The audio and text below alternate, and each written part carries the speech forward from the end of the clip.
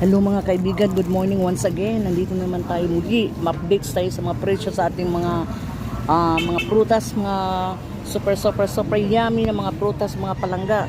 Eto, rambutan mga palangga. As you can see, oh, napakaganda yung rambutan.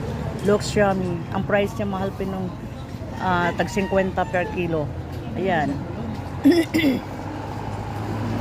At dito naman tayo palangga sa Dalandan mga. Okay. Ayan. Napakasarap. Pero tingnan yung presyo mga palangga. Tag 40 ang kilo. Pero maganda naman siya. Dito tayo sa Lansunis mga palangga. Ayan. Lansunis. Davao na Lansunis dito, kuya? Laguna.